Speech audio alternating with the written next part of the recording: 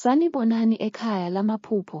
Namuhla sizokhuluma ngedlozi eliphenduliwe. Thokozani bogogo nomkhulu. Isihloko: idlozi eliphenduliwe ekhaya kumbe emndenini. Idlozi elimbi kanye namanzi amnyama.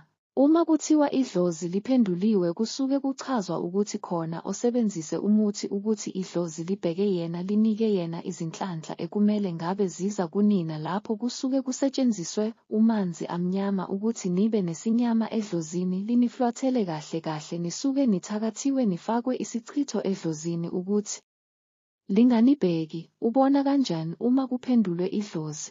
Ukuphupha amaphupho ezichitho okungaba amakaka noma usugqume kanjani. Aqhubeke ukuphupha amanzi adungekile. Ukuphupha uphuza utshwala. Ukuphupha udla. Ukuphupha wenza ucansi noma usugezile kodwa kuqhubeke uphuphe wenza ucansi. Ukuba nesinyama abantu bangakuthandi. Ukunyamalala kwemali. Ukuphupha ushuthwa noma uzishutha. Alungiswa kanjani amanzi amnyama?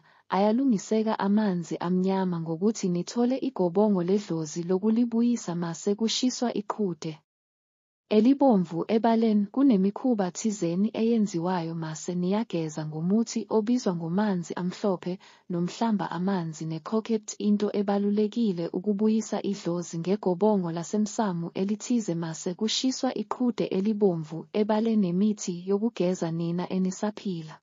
Uma umusha kule channel bengicela ushaye subscribe uphinde ushare nelink. Siyatholakala ku TikTok sichaza amaphupho. Usibhalele ku inbox sikunikeze inamba ongabuza kuyo amaphupho njalo ekuseni. Nisale kahle.